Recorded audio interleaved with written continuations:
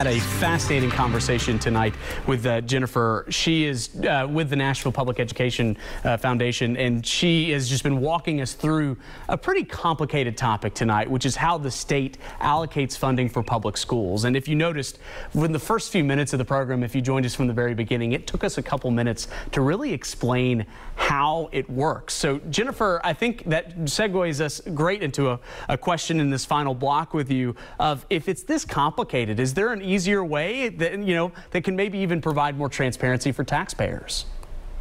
Absolutely. I think the student-based funding formula or the student-based funding model has a lot of potential to increase transparency. You talk about what an average learner needs, and then you, to have in place, and then you add on different other types of characteristics for other student populations, and you end up creating a model that can be coupled with something we call student-based budgeting on the district side that allows you to really clearly see how dollars are allocated not only to the school district but then to individual students within the school district. Absolutely. I want to bring Carol into our conversation.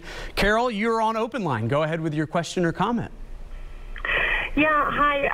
I am curious about whether there are enough nurses in our schools. I have heard that we don't have enough nurses in any of our schools, and I mean, obviously with the pandemic, that is very concerning. And so I'm wondering what that actually looks like and what this might help to do.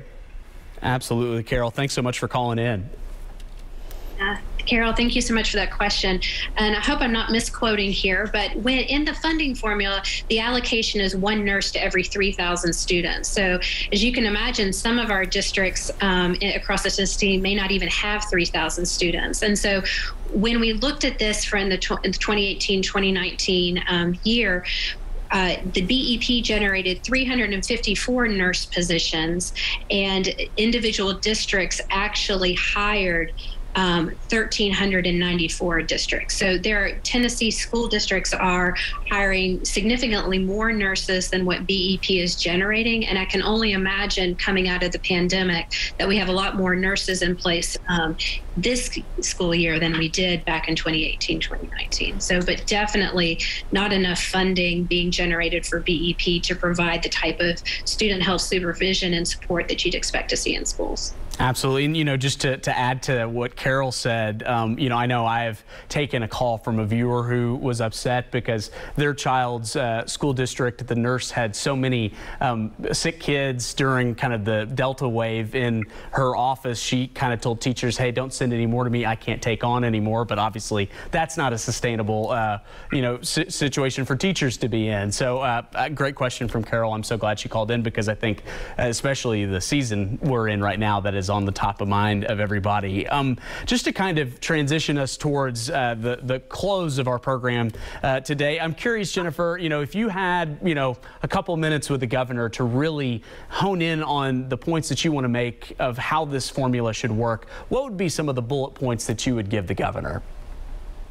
I would thank the governor for asking our opinion. I would say that Tennessee has a diverse set of learners in their schools, that we need to understand the needs that our learners have and allocate funding that way, of which I believe the easiest way to do that is a student-based funding formula, and to look at the availability of additional funds in the state of Tennessee to increase the amount of funding that is going to K-12 education, so that we're best supporting our next generation of Tennesseans.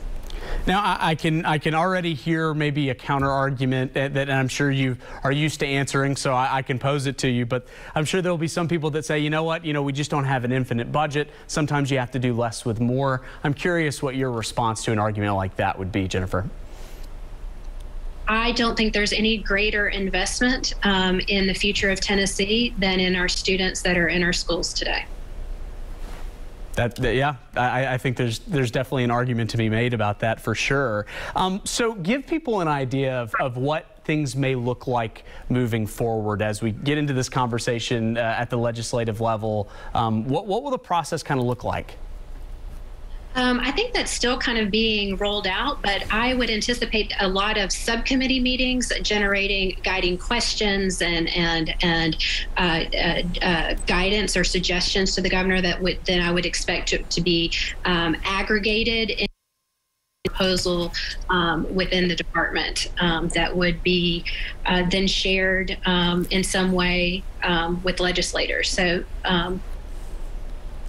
I think we're going to have time for one more call. Anthony, go ahead with your question or comment. Hello, how you doing? I'm good, Anthony. How are you? Okay, I want to ask what does she think? I believe the Republican governors, trying to bucket a federal mandate for the maximum disabilities, because if they can't send their kids to school during the COVID-19 cycle, because kids don't want to wear their masks, that's already a lawsuit in the making. And another thing, if TSU can get their money, it's owed them from way back. I remember this old prominent lawyer back in the 90s named Lewis Donaldson. He filed a lawsuit against the state and against the state because of this funding problem. But nobody wanted to bring that up because it never really got resolved like they thought it would. And I just want to know why these teachers is not doing a good thing and sanitizing these rooms. I got all my family working these schools, custodians and whatnot, sports staff, and I'm afraid they can't do it by themselves. And if you can answer those 3 or 4 questions, I appreciate it. Thank you so much. Anthony, thank you for calling in. Just want to be clear, and a great question on TSU, but that is a little bit outside of the purview of Jennifer, for at least for our topic tonight. But I think he makes a couple good points when it comes to, just the state we're in with the pandemic, and obviously how that can sometimes, that should probably be a part of the conversation when we talk about budgeting. I do think that is. I think it's a great question to talk about what needs to be in place in schools to keep our kids healthy. I think Anthony brings up a really good point about TSU. We know that there have been, inequities in our funding system for a long time, and K-12 schools are not the only places where those funding inequities exist. Absolutely. Yeah, and not to discount that, obviously, the TSU question. I just wanted to be able to preface that is not exactly part of your day job for sure. So in the last, we have about 2 minutes left. I'm just curious if you could kind of give our audience a summary of kind of what you hope will come out of the legislature, and do you have any anticipation of how long this process may take? Could we see, whatever changes are made, within this school year? So yeah, absolutely. So I am thrilled to be participating in and encouraging others, and would highly encourage others to participate in the conversations around what it takes to educate students in the state of Tennessee. We've had a funding formula for a long time that served us intermittently well, but has clearly come to a point where we need to consider other ways of funding schools and meeting the needs of our students. I imagine that this will be something that will be taken up in legislative session. So would it actually be implemented in this school year? I don't believe so. Is it possible? I'm not sure exactly how long it takes for these things to happen, but I would say hopefully within the next couple of school years that we would be operating under a new funding cycle.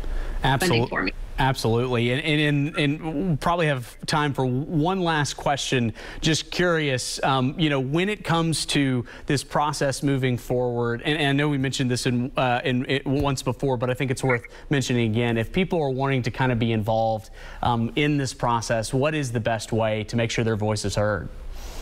Yes, please visit the Tennessee Department website, and for your feedback, please reach out to your elected officials and share your opinions, and look for opportunities within your community for education organizations like ours who will be holding listening sessions and gathering feedback to share within these subcommittees. I know there's going to be tons of opportunities as those get rolling. We're going to have to let that be the last word. Thanks so much, Jennifer, and we'll be back in just a moment.